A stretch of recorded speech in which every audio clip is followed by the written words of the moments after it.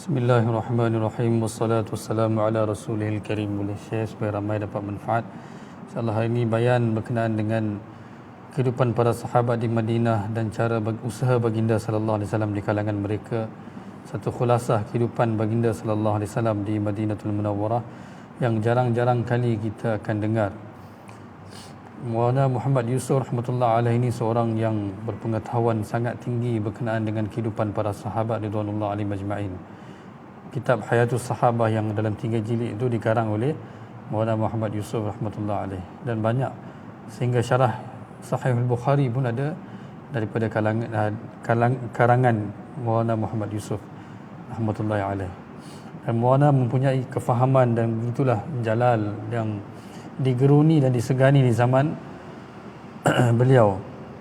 Ada satu cerita yang berlaku, satu peristiwa yang berlaku di zaman Maulana Muhammad Yusuf, Maulana Yusuf rahmatullah alaih, iaitu Perdana Menteri ataupun Presiden India ketika itu dia meminta Abul Kalam untuk memanggil Maulana Yusuf. Jawaharlal Nehru dipanggil Abul Kalam, dia kata panggil Muhammad Yusuf ni, tanya dia dan ambil khabar daripada dia apa yang dia sedang buat, usaha apa, iaitu usaha tabligh, iaitu menyeru manusia kepada Allah, dakwah dan tabligh.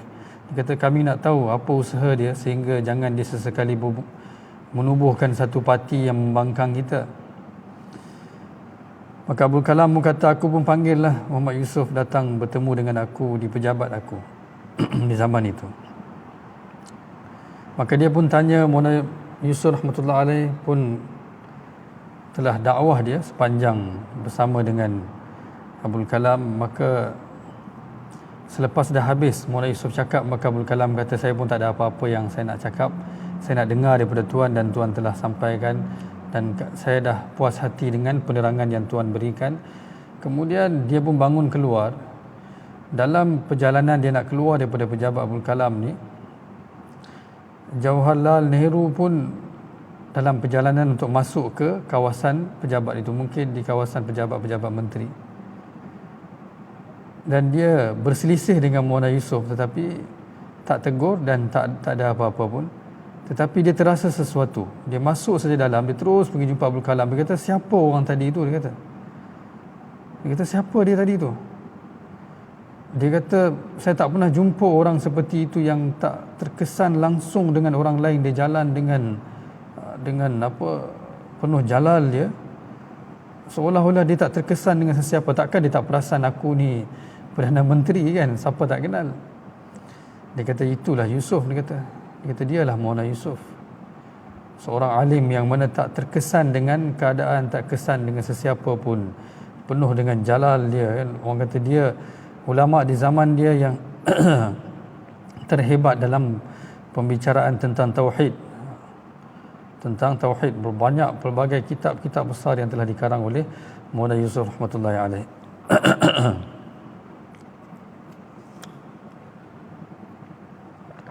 Jadi bayan beliau ni bukan mudah nak difahami sebenarnya. Kita yang boleh baca dalam bahasa Urdu pun perlu kepada tumpuan dan perlu kepada fokus untuk faham setiap perkataan dan susunan bayanan beliau ni bukan mudah. Jadi insyaAllah mudah-mudahan sedikit sebanyak masa yang kita lapangkan untuk faham apa yang beliau sampaikan 50 tahun, 60 tahun dulu, semoga sama-sama kita semua dapat manfaat insyaAllah. Bismillahirrahmanirrahim.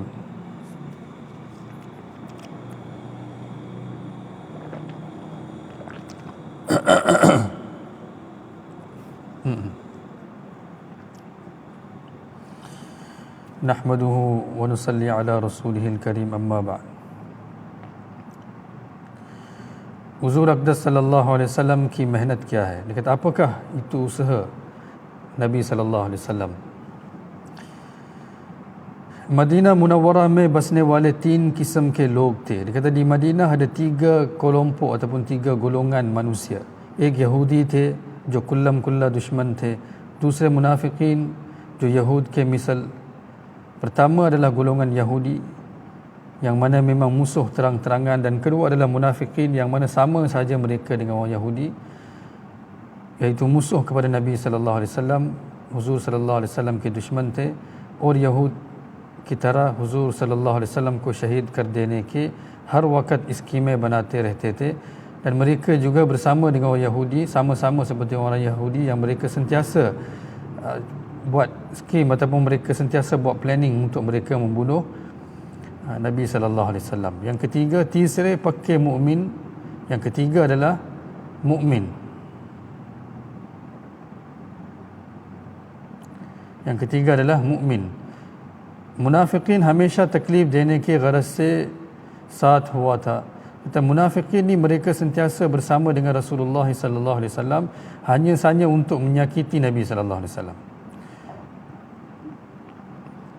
एक दफ़ा एक वफ्द आया कि हम आपकी मदद करना चाहते हैं. आपने पूछा क्या तुम मुमिन हो? उन्होंने कहा नहीं. हज़रत सल्लल्लाहु अलैहि वसल्लम ने फरमाया कि हम मुश्रिकीन की इस्तिआनत नहीं लेते. Kata satu hari ada satu jemaah yang datang jumpa Rasulullah sallallahu alaihi wasallam dan mereka berkata bahawa kami nak menolongmu wahai Rasulullah, wahai Muhammad. Maka Rasulullah sallallahu alaihi wasallam tanya, adakah kamu orang yang beriman? Mereka kata tidak. Maka Rasulullah kata kami tidak mengambil bantuan daripada orang-orang musyrik. Hazrat Umar radhiyallahu anhu के गुलाम था जो नसरानी था. आप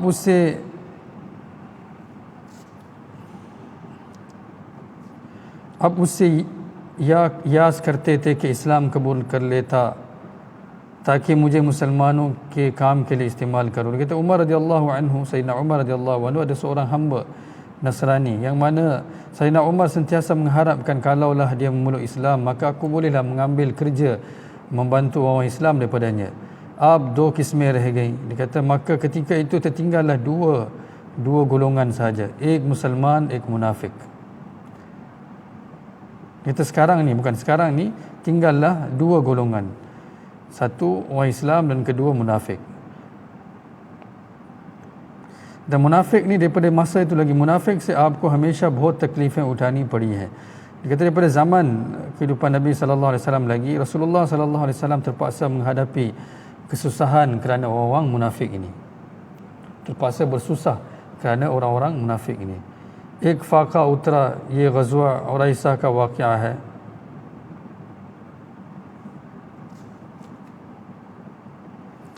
Dia kata dalam satu peperangan, dia kata berlaku kemarau. Dua admi pani ke liye chale. Maka ketika itu dua orang telah pergi mendapatkan air. Ek ansari, ek muhajir.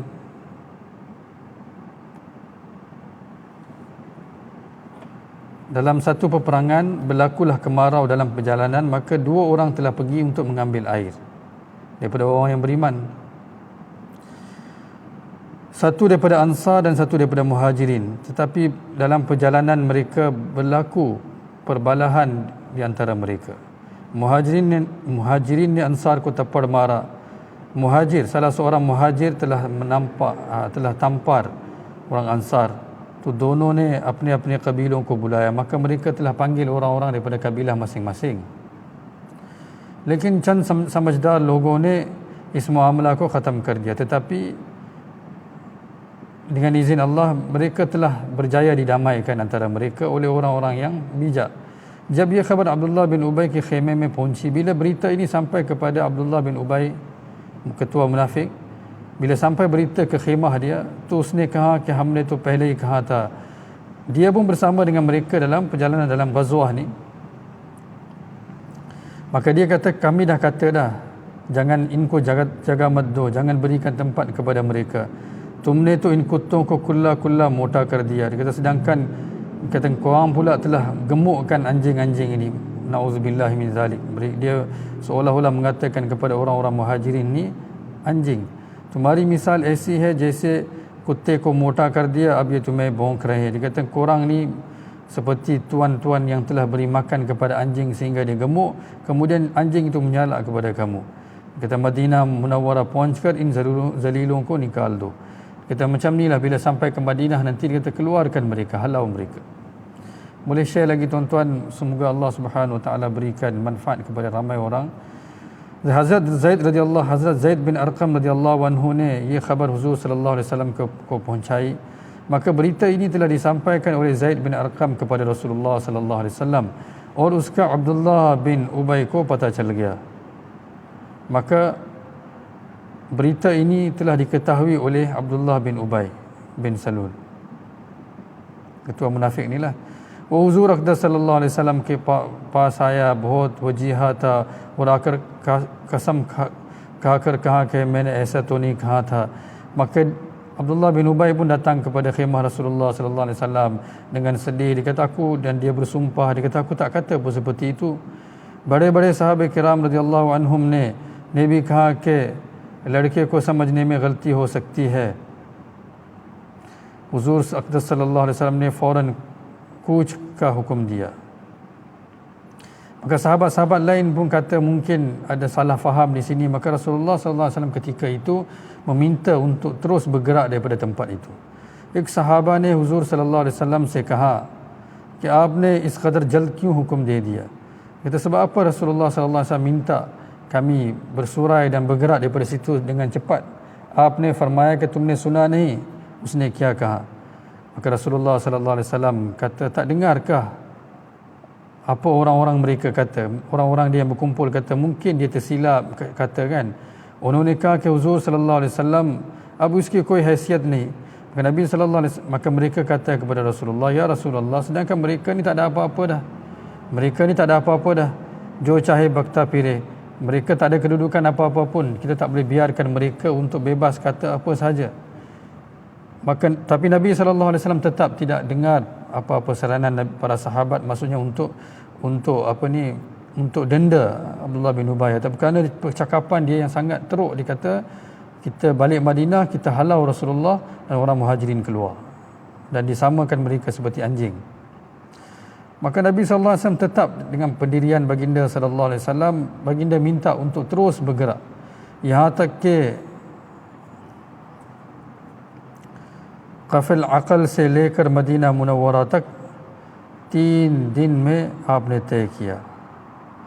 Sehingga dia kata perjalanan yang panjang itu Rasulullah sallallahu alaihi wasallam telah menjalani, menerusi dalam tempoh 3 hari sahaja. यहाँ तक के sahabat kiram radhiyallahu anhum utre tu utra nahi gaya. Sehingga bila mereka sampai ke Madinah begitu penat sekali, sehingga nak turun daripada binatang tunggangan mereka pun mereka tak larat lagi. Balki gir gaye और गिरते ही garam रेत पर सो गए. Sehingga mereka terjatuh dan terjatuh saja mereka tertidur walaupun ketika itu pasir panas. फिर हुजूर सल्लल्लाहु अलैहि वसल्लम ने फरमाया कि चलो हत्ता के मदीना मुनव्वरा पहुंच गए. Tapi Rasulullah sallallahu alaihi wasallam bertegas untuk terus bergerak, jangan berhenti di mana-mana sehinggalah sampai ke Madinah.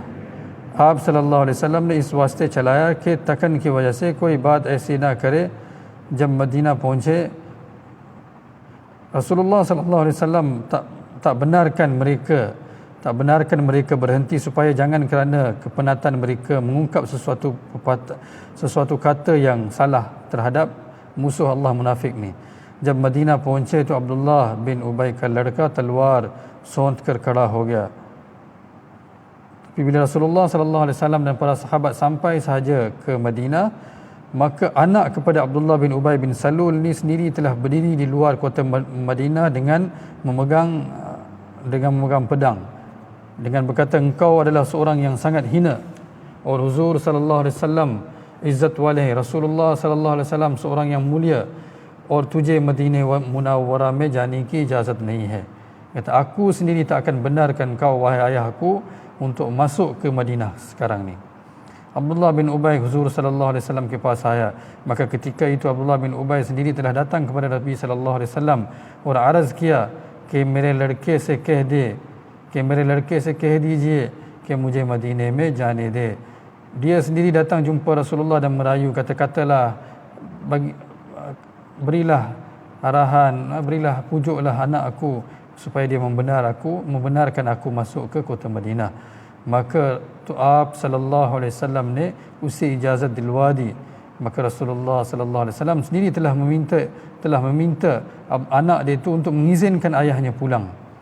Maka मौलाना कहता है ये कितनी जिल्लत के अपने बेटे की इजाज़त के लिए इस ज़ात की सिफारिश करनी पड़ी जिसको जलील कहता था.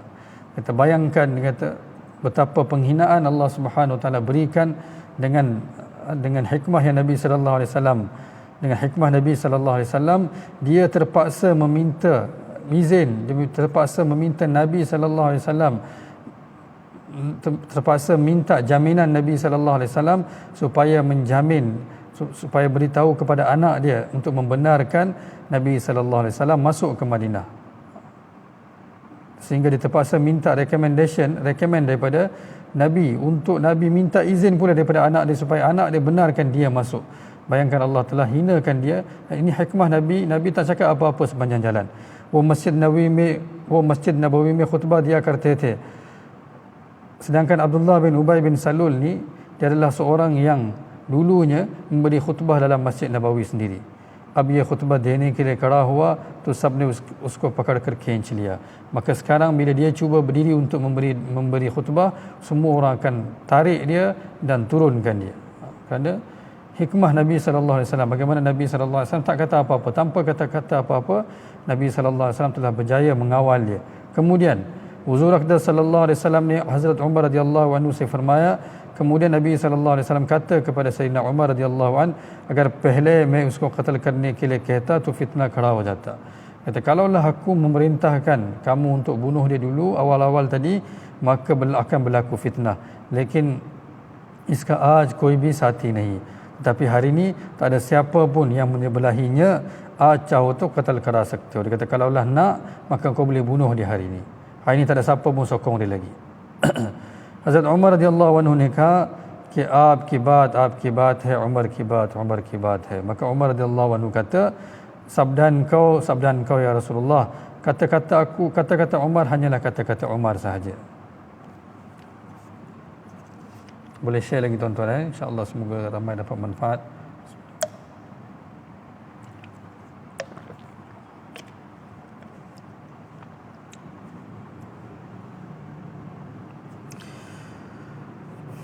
सब चीज़ों को हुजूर सल्लल्लाहु अलैहि वसल्लम ने खूब बर्दाश्त करते रहे.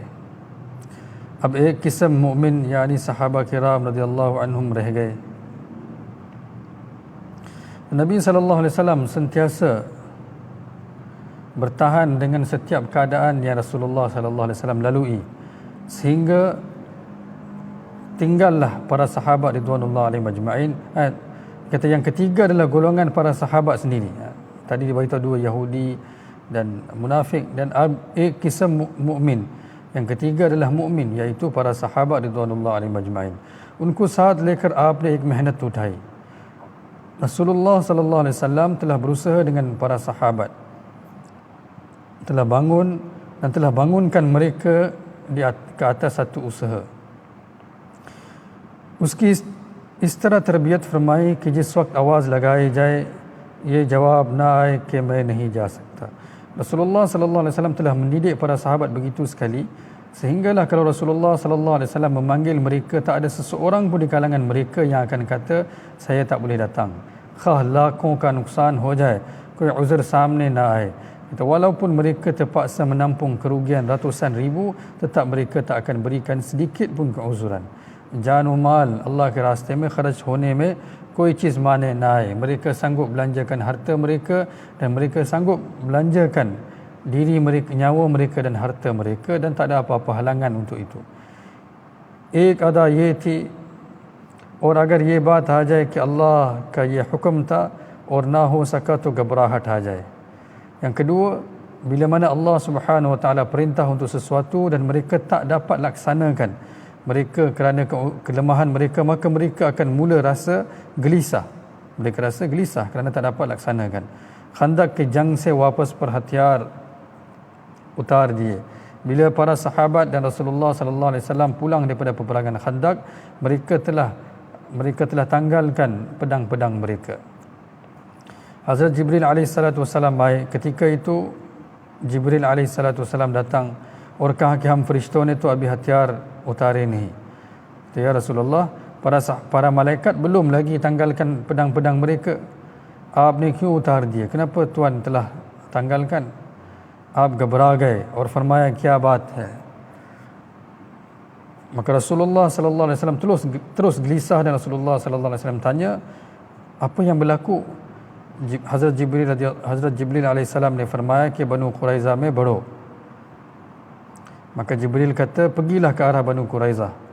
Sahabat radhiyallahu anhum dode para sahabat terus lari hatta ke aftab ghurub hone laga, sehinggalah matahari nak terbenam dah. Ab do firqe ho gaye, maka sekarang terbahagilah para sahabat kepada dua golongan. Ek firqe ne asar ki namaz Banu Quraiza में पढ़ी. Satu golongan, satu kumpulan, bukan golongan, satu kumpulan semayang asar di Banu Quraiza. दूसरे फरीक ने आखिर वक्त में रास्ते में पड़ी.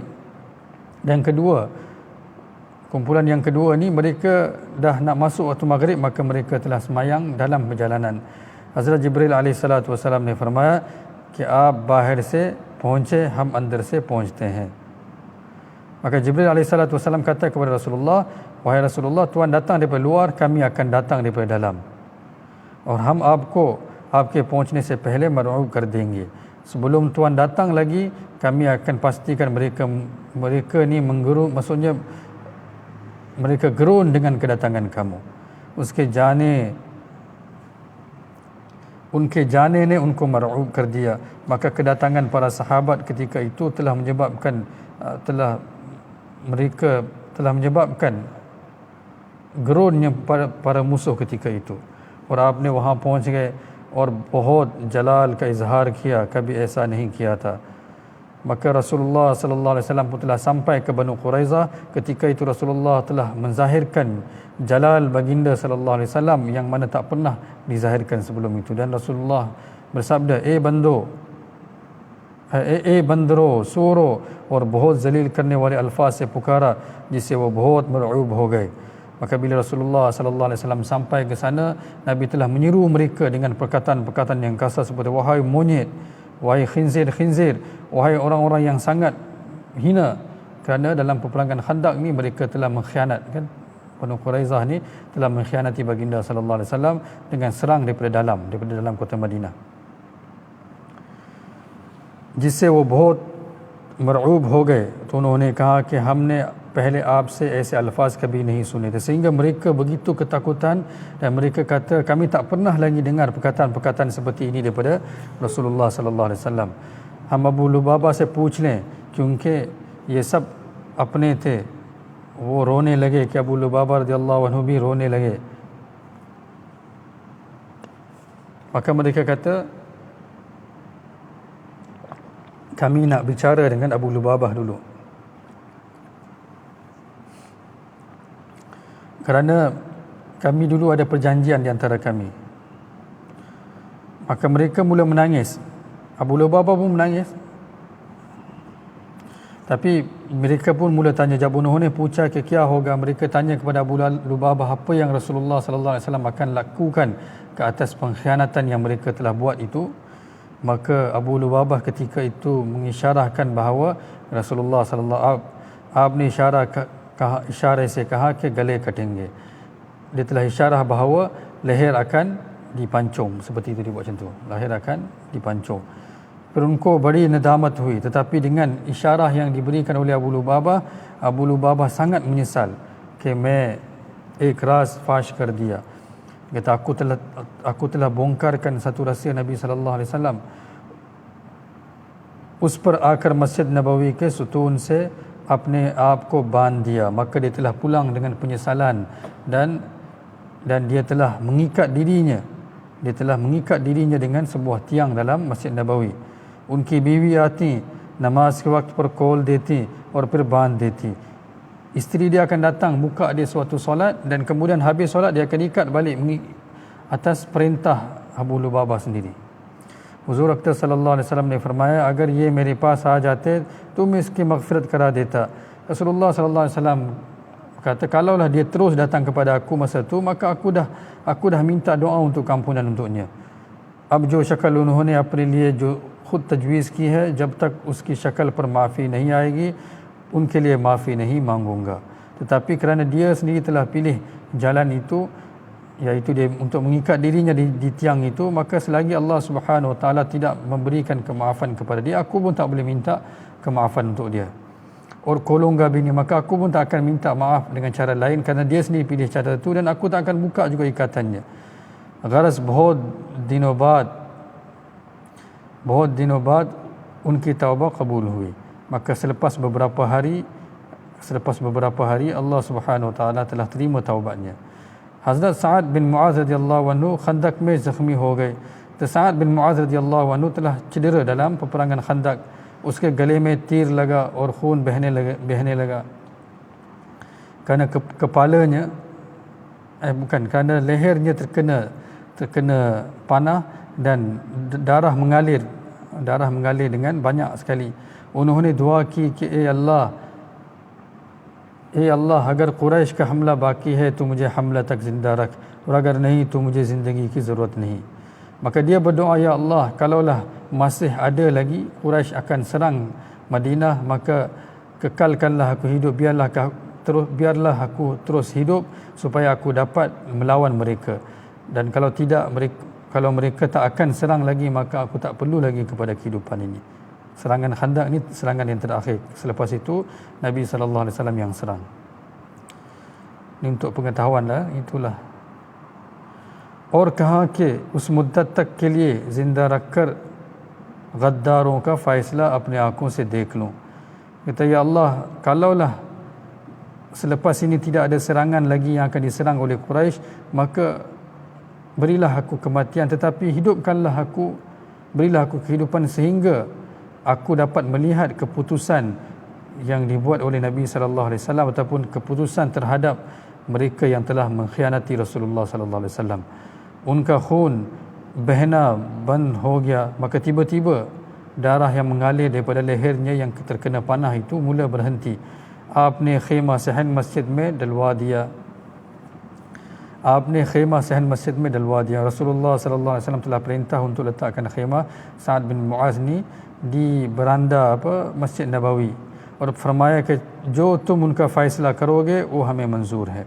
Maka Nabi SAW kata kepada dia, apa sahaja keputusan yang kau buat.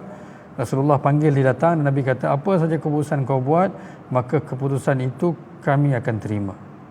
उसके बाद हज़रत साद बिन मुआज़ रज़ियल्लाहु अन्हु गए और बनु कुरैज़ा से पूछा कि तुमको मेरा फ़ैसला मंजूर है. Maka Sa'ad bin Mu'az telah bangun dan pergi kepada Banu Quraizah dan kata, adakah kamu setuju jika aku yang buat keputusan? उसके बाद फिर उनकी तरफ मुँह करके पूछा कि आपको मेरा फ़ैसला मंजूर है. Dan kemudian dia telah maling wajah dia kepada ke arah di mana Rasulullah sallallahu alaihi wasallam berada dan dia kata, adakah tuan juga setuju jika saya buat keputusan? रास्ते में सहाबा किराम से कहते जाते थे, कौल करार के बाद आपने फ़ैसला दिया कि मेरे कौम के सब बालिग कत्ल किए जाएं और उन औरतों और बच्चों को ग़ुलाम बना दिया जाए और मुहाजिरीन में तकसीम किया जाए. हुज़ूर सल्लल्लाहु अलैहि वसल्लम ने फरमाया कि तुमने वही फ़ैसला दिया जो सातों आसमान में हो चुका था. Maka dia pun buat keputusan. Dia kata semua orang lelaki dewasa hendaklah dibunuh, dipancung, dan perempuan-perempuan dan anak-anak mereka hendaklah dijadikan hamba dan dibahagikan kepada orang-orang muhajirin, sedangkan dia sendiri orang ansar. Maka Rasulullah sallallahu alaihi wasallam bersabda, kamu telah buat keputusan seperti mana keputusan yang telah dibuat di langit yang ketujuh.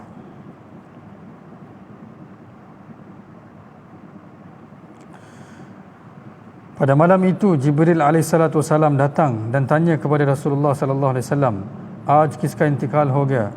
रात को जिब्रील अलैहिस्सलाम तशरीफ़ लाए और पूछा कि आज किसका इंतकाल हो गया? आपने घबरा कर फ़ौरन साद को देखा तो उसके गले का खून जारी हो चुका था और आखिरी सांस ले रहे थे. Malam itu Jibril alaihissalam telah datang dan tanya kepada Rasulullah, siapa yang telah meninggal dunia ini? Maka Rasulullah sallallahu alaihi wasallam dengan gelisah terus pergi untuk melihat Sa'ad bin Mu'az radhiyallahu an, dan Rasulullah sallallahu alaihi wasallam melihat darahnya mula mengalir kembali dan dia mula mengambil nafas yang terakhir. आपने उसके सर को अपने जानुओं के ऊपर रख दिया. Maka Rasulullah sallallahu alaihi wasallam telah angkat kepalanya dan letak di atas riba Nabi sallallahu alaihi wasallam. Subhanallah. Sahabat kiram चाह रहे थे कि साद का खून हुजूर अक़दस सल्लल्लाहु अलैहि वसल्लम पर ना आए. Para sahabat lain mereka pula berusaha supaya jangan terkena darah Sa'ad itu terkena baju Nabi sallallahu alaihi wasallam, balikin Hazrat pergiरे, tetapi biarlah jatuh ke atas orang lain. और इसलिए इनको हुजूर अक़दस सल्लल्लाहु अलैहि वसल्लम से लेना चाहते थे, मगर maka mereka nak cuba ambil Sa'ad bin Mu'az daripada Nabi sallallahu alaihi wasallam supaya baju Nabi sallallahu alaihi wasallam tidak terkena darah Sa'ad bin Mu'az. लेकिन हुजूर अक़दस सल्लल्लाहु अलैहि वसल्लम ने अपने ऊपर ही उनका खून ले रहे थे, tapi Nabi sallallahu alaihi wasallam terus membiarkan dan membiarkan darah terus mengalir ke atas baginda sallallahu alaihi wasallam. फिर जब हज़रत साद रज़ियल्लाहु अन्हु का इंतकाल हो गया तो फरमाया कि जल्दी इनका जनाजा तैयार करो क्योंकि फ़रिश्ते बड़े तादाद में आए हैं. Maka bila dia telah meninggal dunia, Rasulullah sallallahu alaihi wasallam kata, cepatlah siapkan jenazahnya kerana malaikat yang ramai telah datang. Kain हमारे हाथ से हंज़ला की तरह ये भी चले जाएं. Jangan seperti mana kita tak sempat mandikan Hanzalah radhiyallahu an, sehingga ini pun kita tak berpeluang. Seperti mana kita tak berpeluang untuk mandikan Hanzalah radhiyallahu an. फरिश्तों की कसरत की वजह से आप पंजों के बल चल रहे थे और फरमाते थे कि कोई जगह फरिश्तों से खाली नहीं. Kata begitu ramai malaikat yang hadir untuk solatkan jenazah Sa'ad bin Mu'az sehingga Rasulullah sallallahu alaihi wasallam jalan pun terjengkit-jengkit kerana Nabi sallallahu alaihi wasallam kata, tak ada ruang untuk aku lalu kecuali semua ruang itu telah dipenuhi oleh para malaikat alaihi wassalatu wassalam. एक तरफ जान खर्च करने वाला बनाया, हुक्म पूरे करने वाले, हुक्म पूरा करने से पहले ना उठना और जब तक हुक्म पूरा ना हो ना हटना, और जो अपने ऊपर गुजरे उस पर परवाह ना करना. Lihat mereka sanggup berikan nyawa mereka sanggup sempurnakan hukum dan mereka tak paling sebelum itu. Mereka tak akan menginjak daripada satu tempat selagi mereka tidak melaksanakan dan tanpa mereka menghiraukan apa-apa. इस जान पर खा कुछ गुजरे फौरन हुक्म पूरा करने के लिए उठना. Bila berlaku sesuatu mereka terus bersedia untuk melaksanakan setiap perintah. और जब तक हुक्म पूरा ना हटना और मालियात के एतबार से ऐसा बन जाना कि घर वालों की रियायत से पैसे ना खर्च करना. Dan begitulah mereka tak pernah hiraukan keluarga mereka, ahli rumah mereka dalam mereka membelanjakan segala harta mereka di jalan Allah Subhanahu wa taala. Balki naqlu harkat ki riayat se kharaj karna, bahkan mereka membelanjakan mengikut keperluan sesuatu perjalanan itu. Khah घर वालों पर कुछ गुजरे, walaupun keluarga mereka dalam kesusahan. InsyaAllah malam ni sampai ini saja. Semoga Allah Subhanahu wa taala berikan kita taufik untuk mengikut jejak langkah para sahabat. InsyaAllah kita akan sambung baca lagi. Semoga Allah Subhanahu wa taala beri kefahaman kepada kita semua untuk mentaati setiap perintah Allah, mengikut sunnah Nabi sallallahu alaihi wasallam. Para sahabat ni mereka sanggup buat apa sahaja untuk belajar daripada Rasulullah, untuk melaksanakan setiap perintah, kan. Kita pun kenalah jadi orang yang sentiasa mendahului, kerana kita memang dah terakhir dah. Kalau kita sekarang pun kita relax lagi, maka apa pun tak dapat. Ibn Abbas radhiyallahu anhu meriwayatkan sendiri, kata, ayah aku sendiri akan hantar aku, sekali itu dihantar aku, kata, pergi belajar daripada Nabi sallallahu alaihi wasallam, bermalamlah di rumah Nabi sallallahu alaihi wasallam dan belajarlah daripada Nabi, lihatlah apa Nabi buat pada malam hari. Maka dia sanggup pergi dan dia berjaga sepanjang malam di rumah Sayyidatina Maimunah radhiyallahu anha, iaitu makcik juga kepada Ibni Abbas. Dia Ummu Fadal dengan Maimunah adalah adik-beradik, dan dia bermalam di sana semata-mata untuk belajar daripada Nabi sallallahu alaihi wasallam, bermalam. Sehingga satu hari dia sediakan air ambil wuduk untuk Nabi sallallahu alaihi wasallam. Bila Nabi nak berwuduk, maka Sayyidatina Maimunah beritahu kepada Rasulullah, air ini bukan aku yang letakkan, tetapi Ibni Abbas, Abdullah bin Abbas lah yang telah letakkan. Maka Nabi doakan dia, Allahumma faqihuddin, Allahumma faqihu fid din wa 'allimhu ta'wil. Ya Allah, berilah dia kefahaman agama dan ajarlah dia kefahaman Quran. Maksudnya, berilah dia kefahaman kepada agama dan berilah dia kefahaman kepada Quran. Doa Nabi sallallahu alaihi wasallam kerana kesungguhan dia. Dia berjaga malam, dan Abbas radhiyallahu anhu berpesan, kata, jangan tidur. Kalau anak kita hantar usia 8, 10 tahun, 11 tahun, 12 tahun, dia akan tidur. Dia kata, ayah aku dah tak ada lagi. tapi kesungguhan mereka daripada kecil lagi untuk belajar daripada Nabi. Maka dia kata Rasulullah SAW tidur, bila Nabi bangun malam, Nabi akan baca Subhanal Malikil Quddus. Nabi akan baca ayat ini, inna fi khalqis samawati wal ard wa ikhtilafil laili wan nahar la ayatin li ulil albab alladhina yadhkuruna Allaha qiyaman wa qu'udan wa ala junubihim wa yatafakkaruna fi khalqis samawati wal ard rabbana ma khalaqta hadha batila subhanaka faqina azaban nar. Rasulullah akan baca ayat ni bila Nabi terjaga, dan Nabi akan bangun pada penghujung malam pula. Nabi akan solat, Nabi akan solat tahajud. Kita pun kena bangun malam. Bangun malam ni adalah untuk berkhalwat dengan Allah Subhanahu wa taala. Sebenarnya kita tak ada lagi mengasingkan diri dalam hutan, dalam gua, tapi kita nak asingkan diri adalah pada malam hari. Bila kita bangun seorang-seorang kan, sallu bil laili wan nasu niyam, bangun malam seorang-seorang dan menangis depan Allah, doa, menangis depan Allah Subhanahu wa taala. Perkara inilah yang kita tak sanggup buat lagi. Dan kalau kita buat, kita akan menjadi wali Allah. Kalau kita buat perkara ini, menangis kepada Allah untuk akhirat kita, untuk agama kita, untuk ketaatan kita, untuk kelemahan kita, untuk dosa kita, untuk kelemahan kita, kelalaian kita. Bangun malam untuk kita mengasingkan diri. Ketika semua orang tidur, kita dengan Allah saja. Menangis, ya Allah, saya lemah, ya Allah, saya berdosa, ya Allah. Saya yang berdosa sebenarnya. Sayalah yang telah buat segala kesilapan yang menyebabkan keadaan hari ini, kelemahan saya. Jika Engkau tak ampunkan saya, maka saya tak sanggup untuk terbakar dalam api neraka-Mu, ya Allah. Menangis. Itu Ibn Abbas yang meriwayatkan tentang solat malam Nabi sallallahu alaihi wasallam. Mudah-mudahan Allah Subhanahu wa taala berikan kita taufik untuk kita dengar, belajar kehidupan mereka dan kita mencontohi mereka. Subhanallah bihamdihi, subhanakallahumma wa bihamdika, nashhadu an la ilaha illa anta, nastaghfiruka wa natubu ilaik.